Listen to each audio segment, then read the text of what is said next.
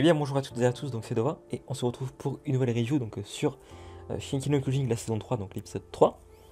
Alors, donc comme vous avez pu le constater, je change le fond en fait des vidéos, donc n'hésitez pas à me dire ce que vous avez pensé, si jamais ça vous plaît ce nouveau fond de vidéo.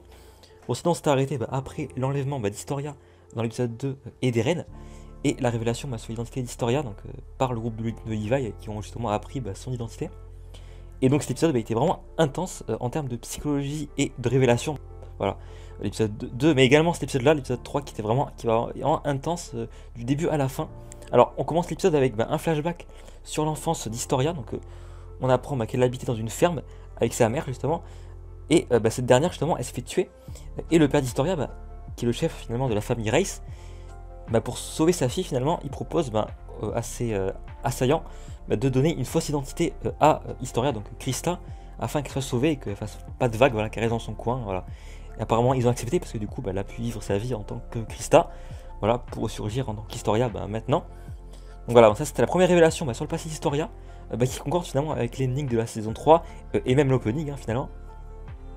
Bon sinon on apprend que le roi en fait il souhaite finalement s'approprier le pouvoir d'Eren en transmettant à un autre titan le pouvoir d'Eren, et du coup il souhaite se débarrasser d'Eren puisque après il aura plus d'utilité.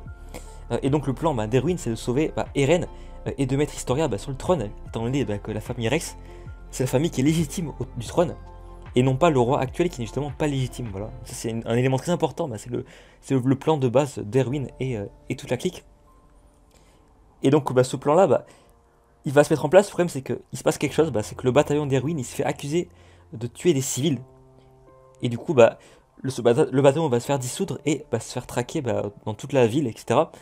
Notamment le cliffhanger à la fin de l'épisode, où c'est qu'on voit justement que Levi et son équipe se font, peut-être pas encercler, mais en tout cas ils se font accoster par deux personnes, donc on verra bien ce que ça va donner. Sinon on a un flashback d'Erwin où justement on apprend que son père il a été tué par les hauts placés, étant donné qu'il a dit à son fils, et donc son fils Erwin qui a répété aux autres personnes que l'histoire des humains a été modifiée. Donc voilà, donc apparemment des choses ont été cachées sur l'histoire des humains. Alors mon avis sur l'épisode, encore une fois très positif. Pour moi c'est la continuité des deux premiers épisodes, de l'opening et de l'ending.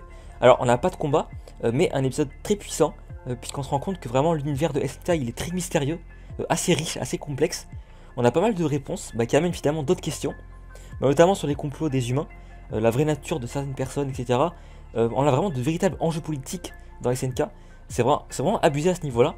Voilà, on découvre une nouvelle facette de SNK.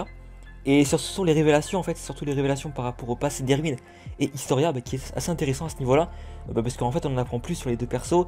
Voilà, on s'attache plus à ces deux persos. Et surtout, on a vraiment un réel lien avec l'opening et l'ending, voilà, qui sont tournés vers les souvenirs, comme je l'avais dit dans mes reviews sur l'opening et l'ending.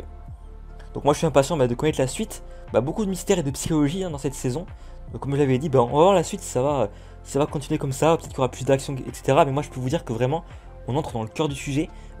SNK à l'attaque des titans, c'est vraiment une très belle œuvre. Franchement, voilà, continuez à regarder, c'est vraiment quelque chose qui vaut le coup SNK. Donc n'hésitez pas à continuer SNK. Et nous on se retrouve très vite pour une nouvelle vidéo. N'hésitez pas à liker, à vous abonner, etc.